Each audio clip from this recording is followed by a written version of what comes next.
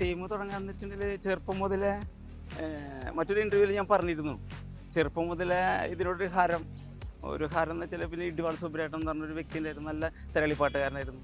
അപ്പോൾ ആ തിരളിപ്പാട്ട് കണ്ട് അങ്ങനെ എനിക്ക് ഒരു പവർ ആൾക്ക് നല്ല പവറായിരുന്നു. അപ്പോൾ അത് കാണുന്ന അതേപോലെ ഒരാൾ ആവണമെന്ന് ആഗ്രഹിച്ചാണ്.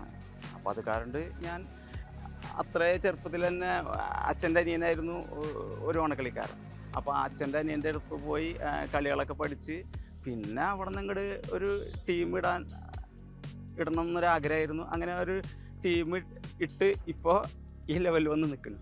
ഇല്ല, തുടക്ക കാലങ്ങളെന്ന് വെച്ചാൽ എൻ്റെ അച്ഛൻ്റെ ഫാമിലി തന്നെ ഒരുപാട് ആൾക്കാരുണ്ട്.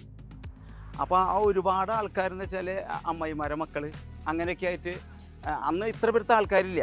അന്ന് വലിയ ടീമെന്ന് പറഞ്ഞൊരു 20-25 പേരായിരുന്നു. ഇപ്പോഴല്ല 60-70 പേരായിരുന്നു. അന്നൊക്കെ ഒരു ചെറിയൊരു ടീമാണ്. അത് നടന എന്നുള്ള പേരായിരുന്നു, കാർത്തിക എന്നായിരുന്നു പേര്. അങ്ങനെയാണ് തുടക്കം ഉണ്ടായിരുന്നത്. തുടക്കകാലത്തിൽ ഒരുപാട് പാട്ടുകൾ ഇങ്ങനെ പാടിയിരുന്നു. ആദ്യം പാടിയത് വന്ദനാണ്. ശിവസുതനാം ഗണപതിയെ അടിയങ്ങൾ തിരുമുൻപിൽ കഴലിണകൾ പണിയുമ്പോൾ അനുഗ്രഹമേകൂ. ശിവസുതനാം ഗണപതിയെ അടിയങ്ങൾ തിരുമുൻപിൽ കഴലിണകൾ പണിയുമ്പോൾ അനുഗ്രഹമേകൂ. ഗണപതിയേ ഗുണനിധിയേ വരമരുളു നിത്യം വരമരുളു. നിലവിളക്ക് തെളിയുമ്പോൾ കതിർക്കുലകൾ വിരിയുമ്പോൾ സദസ്സിൽ വിളയാടി കളിയാടാൻ വാ.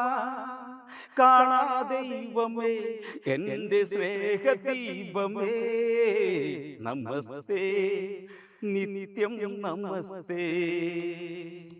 ശിവസുതനാം ഗണപതിയെ അടിയങ്ങൾ തിരുമുൻപിൽ കഴലിണകൾ പണിയുമ്പോൾ അനുഗ്രഹമേകൂ.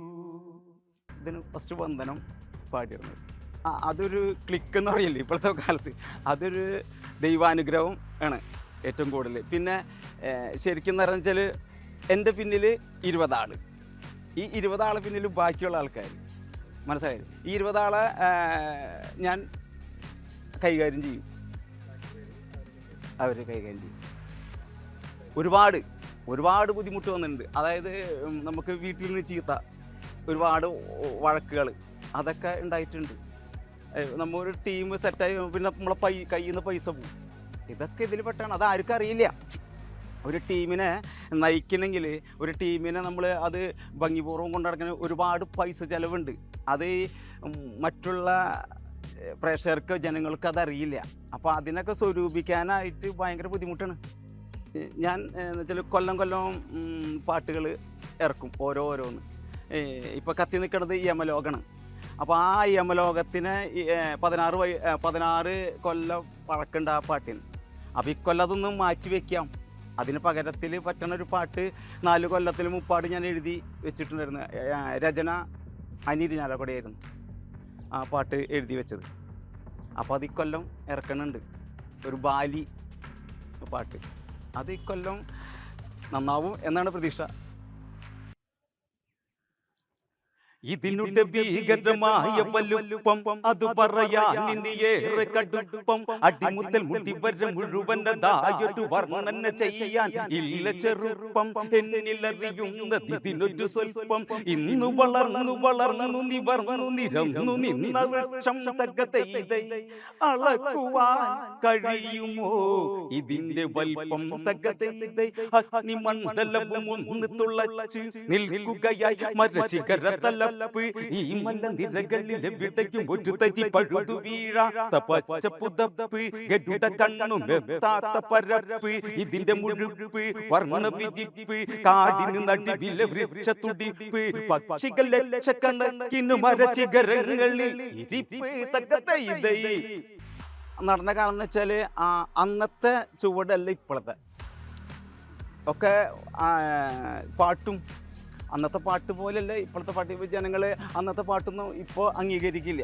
അപ്പോൾ അതിൻ്റെതായ മാറ്റങ്ങൾ നടനയ്ക്കും സംഭവിച്ചിട്ടുണ്ട്. നടനയ്ക്ക് മാത്രമല്ല എല്ലാ ടീമുകൾക്കും സംഭവിച്ചിട്ടുണ്ട്. അത് 20 കരമതി ചേർത്തു പിടിച്ച് കരബല്ലൻ രാവണനൊന്നു പെരുത്തി യമനുടെ ഇടനെഞ്ചിട ഇടിക്കൊണ്ട് അവനുടെ പത്തിന്റെ തടവുകളിൽ നീ യമനുടെ ഇടനെഞ്ചിട ഇടിക്കൊണ്ട് അവനുടെ പത്തിന്റെ തടവുകളിൽ നീ അടിയറവ് പറയേണമതി നീ പൊട്ടിപ്പട്ടലം നിറയേണമതി നീ അടിയറവ് പറയേണമതി നീ പൊട്ടിപ്പട്ടലം നിറയേണമതി നീ കുട്ടിപ്പാറും കെങ്കേമൻ ഇവനുടെ നേരെ നീ വരുമോ തകതൈതൈ വീരുക്കൾ പോരിന്നു വന്നിടാമോ തകതൈതൈ.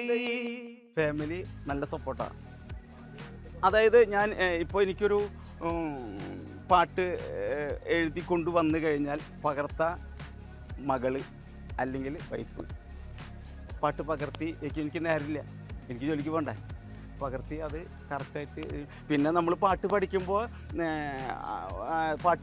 തെറ്റി എന്തായാലും തെറ്റാണ്ടിരിക്കില്ല, അപ്പോൾ തെറ്റുമ്പോൾ വിളിച്ച് പറയും അതല്ല ഇതാണെന്ന് പറയും. അപ്പം അങ്ങനെയൊക്കെ ഭയങ്കര സപ്പോർട്ടാണ് മകളും മകനും വൈഫൊക്കെ. ലോകമാകെ കുലുങ്ങിയോ ത്രയംബകങ്കിലൊടിഞ്ഞുവോ മിഥിലാപുരി കണ്ടൊരു കല്യാണം അന്നാളി എനിക്കായി ചാർത്തിയ മാല്യം എവിടെ രാമ. ത്രിലോകമാകെ കുലുങ്ങിയോ ത്രയംബകം വില്ലൊടിഞ്ഞുവോ മിഥിലാപുരി കണ്ടൊരു കല്യാണം അന്നാളി എനിക്കായി ചാർത്തിയ മാല്യം എവിടെ രാമ. കനവുടഞ്ഞ സിംഹാസനമോ വെറുതെ എന്തിനാണു രാമ. കൈയൊഴിഞ്ഞ കഥയറിയാതെ ഇന്നും കാത്തു നിന്നു ദേവാ. മരവുരികൾ ചൂടു പകർന്ന് വനവാസം തുടരുകയായി ഇരുളലയിൽ ദിക്കറിയാതെ ജാനകിയോ തിരയുകയായി. ഉള്ളി കുടിയേറിയ കോസലമെവിടെ ദേവാ. ത്രിലോകമാകെ കുലുങ്ങിയോ ത്രയംബകം വില്ലൊടിഞ്ഞുവോ മിഥിലാപുരി കണ്ടൊരു കല്യാണം അന്നാളി എനിക്കായി ചാർത്തിയ മാല്യം എവിടെ രാമ. ചെമ്പകപ്പൂങ്കവിളിൽ ഒരു മുത്തമേകുവാൻ കൊതിച്ചു എന്നിലെന്നും ചേരുകില്ലേ. ചെമ്പകപ്പൂങ്കവിളിൽ ഒരു മുത്തമേകുവാൻ കൊതിച്ചു എന്നിലെന്നും ചേരുകില്ലേ എന്റെ ഇണക്കിളിയേ. പാടിയ ഇണങ്ങളെങ്ങോ കൂട്ടിയിരുന്ന രാവുകളെങ്ങോ പുഞ്ചിരിച്ച നാളുകളെങ്ങോ ഉണ്ണാതെ പോയൊരു പൂനിരവെങ്ങോ ആട്ടിര എന്നിവനോ അറിയാതെ സ്നേഹിച്ചു പോയി പൊന്നേ.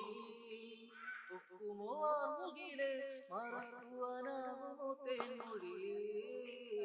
ചെമ്പകപ്പൂങ്കവിളിൽ ഒരു മുത്തമേകുവാൻ ഞാൻ കൊതിച്ചു എന്നിലെന്നും ചേരുകില്ല എന്റെ ഇണക്കിളിയേ. അകലെ രാമനിരിക്കും കോസലം ഇവിടെ സീത കാട്ടിലെ ഇരുളിൽ പാഴ്സുരം. അകലെ രാമനിരിക്കും കോസലം ഇവിടെ സീത കാട്ടിലെ ഇരുളിൽ പാഴ്സുരം. അടിവയറടിമലരിണയി നാം വിട്ട നാളുകൾ അവൾ ഒരു അമ്മയതാകാൻ ഇനി നോറ്റ നോമ്പുകൾ ഇവിടെ രാമദേവന് പൊൻകണിയാകുവാൻ വിരലാൽ തന്റെ അണിവയർത്തഴുകി മൈതിലി. അകലെ എൻ രാമനിരിക്കും കോസലം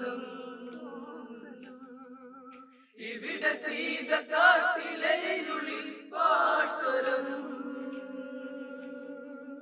ഞാൻ സതീഷ്, ഞാൻ നടന കലാവേദിയുടെ ക്യാപ്റ്റനാണ്. ഇക്കൊല്ലം പുതിയ പാട്ടുകളും ചൂടുകളുമായി നടന കലാവേദി രംഗത്തെത്തുകയാണ്.